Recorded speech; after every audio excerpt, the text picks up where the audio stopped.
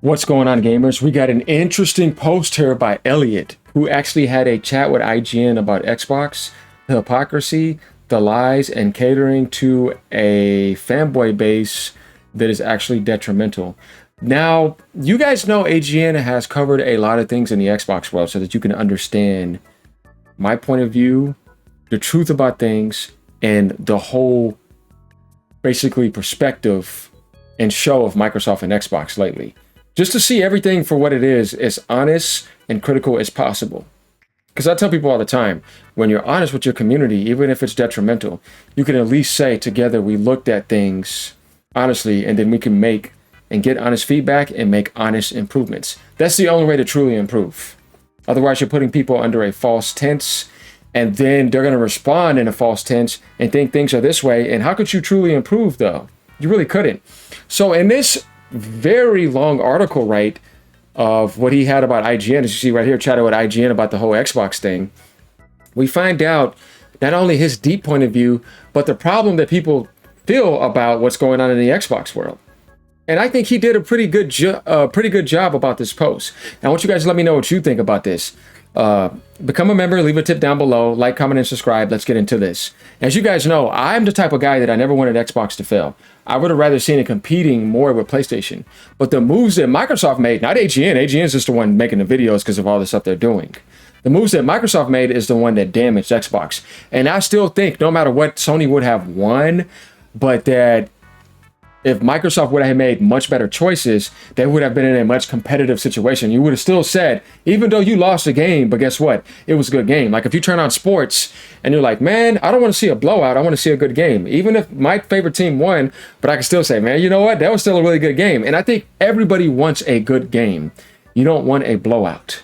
And that's the problem here, is that Microsoft made it into a blowout when they could have made it a good game. So let's get into this. Elliot says, chatted with IGN about the whole Xbox thing. I was pretty candid. Some of my comments from the article. You can't tell tens of millions of console loyalists that Xbox is dead. Let me tell you, Dreamcast guy probably couldn't do it for that long. And even I couldn't before they started calling me that. Instead of just realizing, dude, we're talking about the hardware. It is dead. Are you trying to say that it's alive? Because it's not.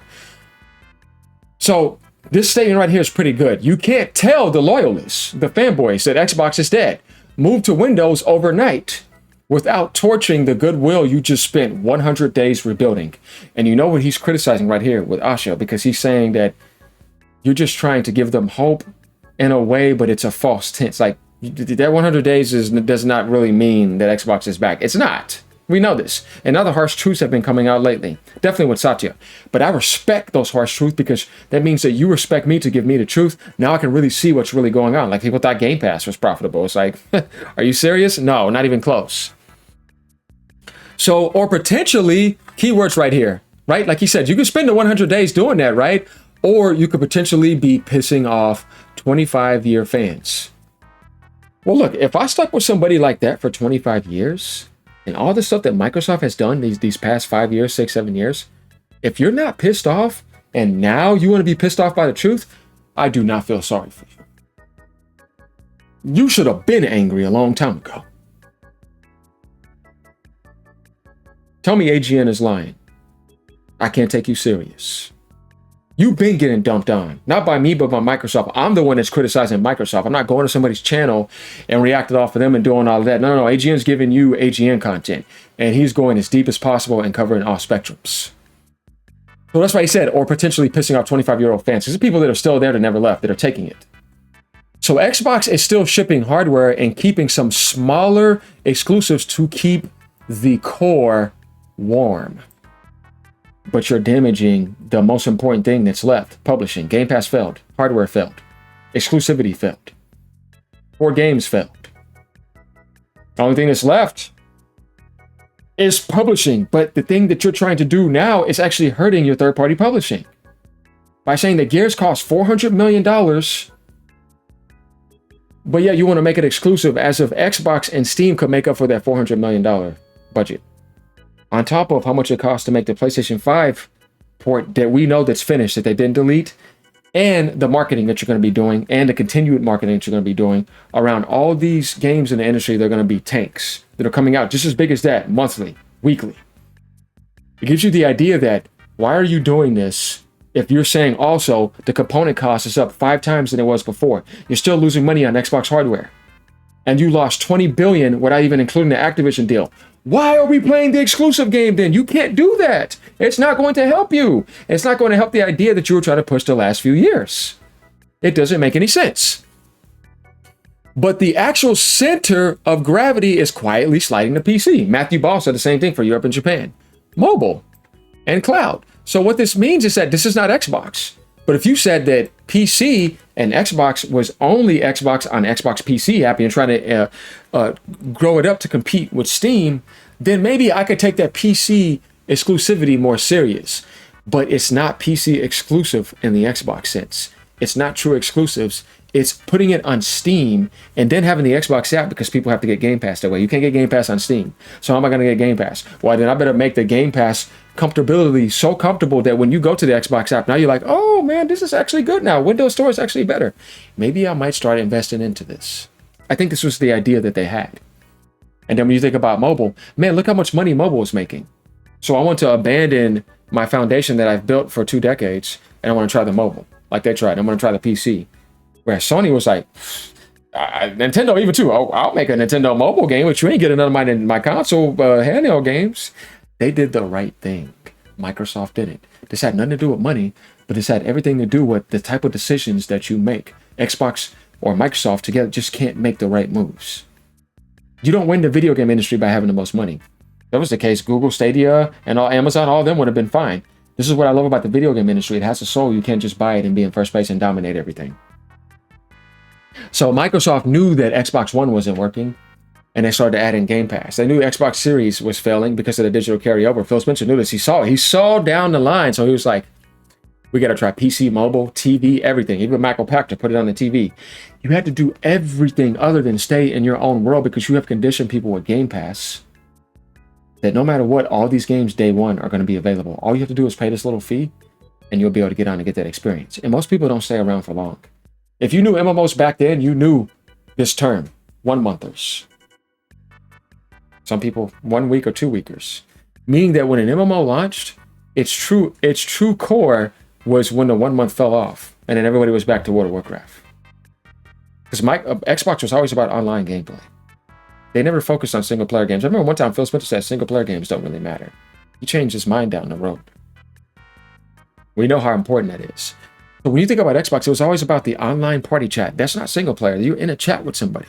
You're messaging people. You're playing Halo. You're getting in the lobbies. You're getting in the Gears of War lobbies. You're playing online with Forza. You see what I mean? You're doing co-op with Fable. It was about online innovative experiences. So what Microsoft, it's about keeping that community as alive as possible. But if you don't have that, you have to branch out. So that's why you had to slide to PC, mobile, and cloud. That's why I said that they're in trouble, because the way you grew was not off of single player. You had some nice titles to the side, don't get me wrong. You know what I mean? But it was really about Halo from the get-go. And then Gears after that. So this gives you the idea about the center of gravity. Where is it really at? And Matthew Ball made it clear. It wasn't about the Xbox hardware. And we can't do that either because the component cost is too expensive. So next, we got the Helix, right? And let's think, what is a Helix? A Helix is something that's spiraling like this. Meaning there's 2 things that are spiraling up, because DNA and time actually is a spiral. It's not a dead left to right. We know how that works with life force in the hospital. No, time is like this. It's a spiraling helix. So the reason why they called it the Xbox Helix, and I'm going to explain to you guys, is because it's a combination of console and PC intertwining together. So it's not a console. It could never be a console, truly, because Helix does not define an Xbox console. It defines a hybrid aspect of PC and console together, but PC first and foremost. That's why he says Helix being half console, half PC is that compromise made physical. The word helix, if you guys didn't know, is most commonly known from biology to describe human DNA. That's why you got the masculine and feminine aspect, the duality going. See, when you have 2 intertwine, and that's PC and console gaming. Spiral strands form a twisted ladder. It's literally in the name. Xbox is converging console and PC. And the console part is the backwards compatibility aspects and the Xbox name. But realistically, it's going to PC. That's why they're saying let's slide to PC, mobile, and cloud. Cloud is bigger on PC than it is on console. You see what I mean? And mobile is like mobile and PC. They did this all the time with gacha games. They can intertwine. So I explain it, So without going down, it says on layoffs, the studios most exposed are the ones that are brilliant for prestige and rotten for the spreadsheet. For sure, because remember they told you after the Activision deal, there was going to be no more layoffs. The double finds and ninja theories of the portfolio, beloved talent dense, critically adored, and small are on the chopping block. Yeah, you're worried about certain studios that are actually going to be laid off. They're wonderful for hearts and minds, but hard to defend in a margin review, meaning business. You're not making me huge business profit. I'm generally worried about that tier of studio given the rhetoric and the memo Elliott said of Xbox's smaller development teams. They were acquired in an era of growth at all costs during the COVID era. And that era is explicitly what the memo is unwinding. And again, it's not new either.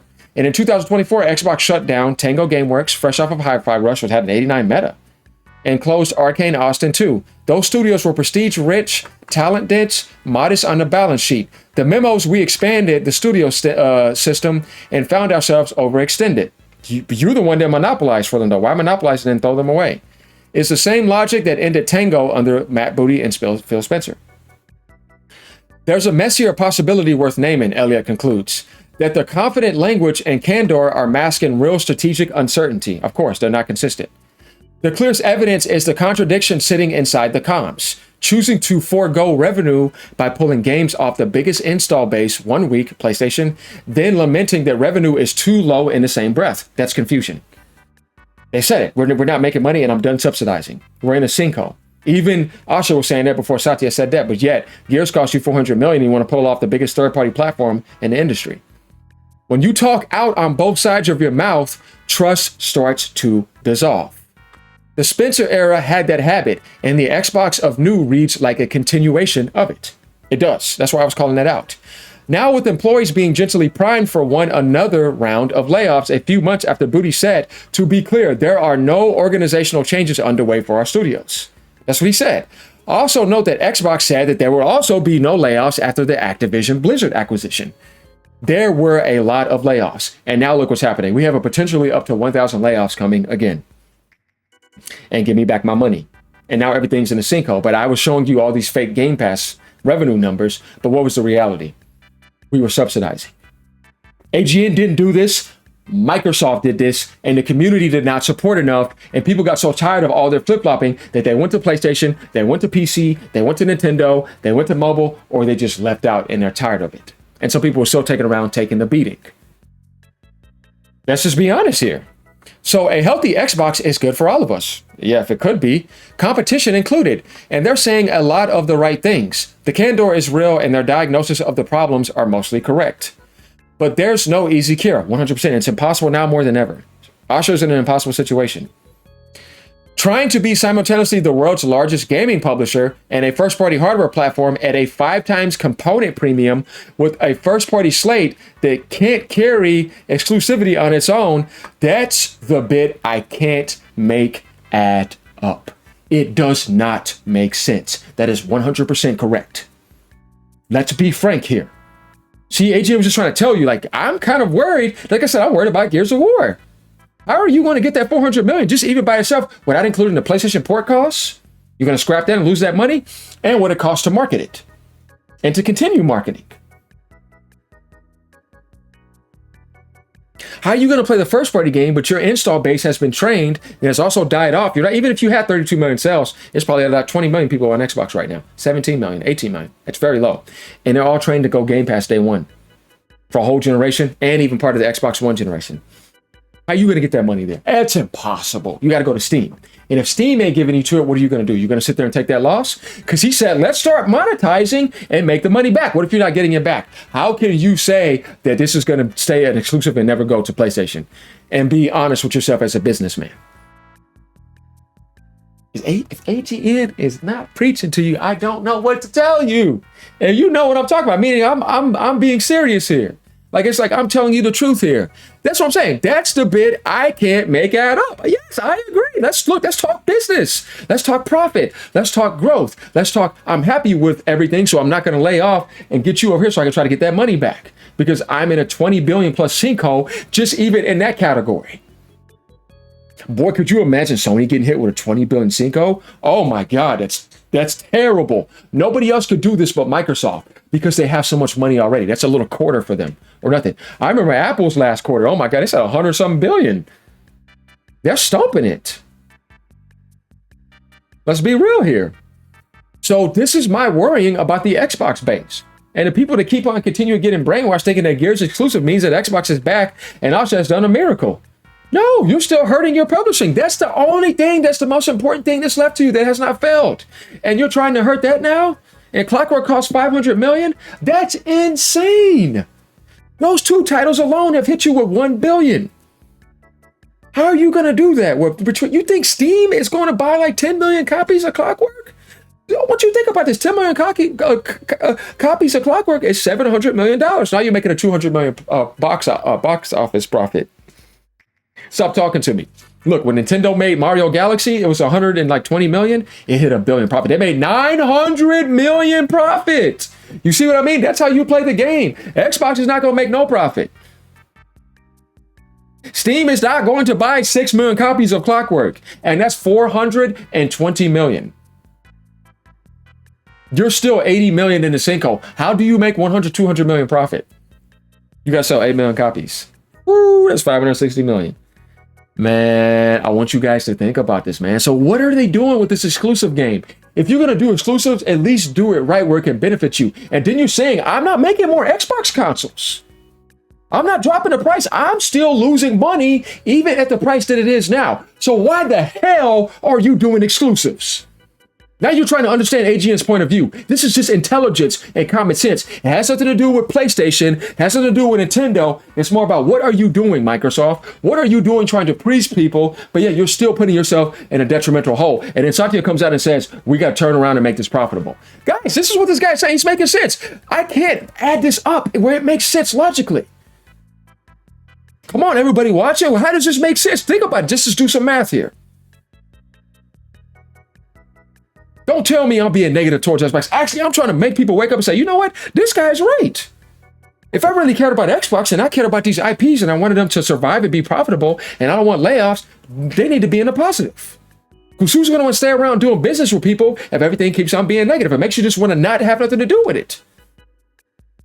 Because you're trying to say, I'm winning, I'm doing right, and I'm making profit. But when you look at Microsoft and the other departments in the industry, you're looking at aspects that are actually making them 20 billion a quarter, 30 billion a quarter. When you look at the Xbox, I'm like, way negative.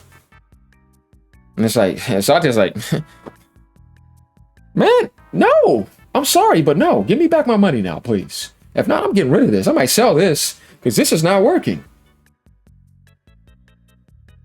And if I didn't care, I wouldn't put this type of energy into it. Do you think I want Xbox failing like this? I actually wanted Xbox to compete. I actually wanted Xbox to do well. More competition, more better. Who does not want a good game? You guys just got done watching the Spurs and Knicks. I mean, who didn't want good games? Who didn't like that comeback? You see what I mean? It makes you like, man, that was amazing. You know what I mean? But when it's boring, it's like, this is a blowout. There's not much excitement. And the team that you're representing is getting blown out. You're not having fun. You don't want to get on anything. You're just sitting on the dashboard and you're looking somewhere else not doing anything because something is wrong. Let's be honest here. You see what I'm saying? So where's AGN the enemy here? I'm not. I'm the one telling you the truth so you can make the most honest improvement. Everybody should be supporting this channel. Sending me tips and memberships, right?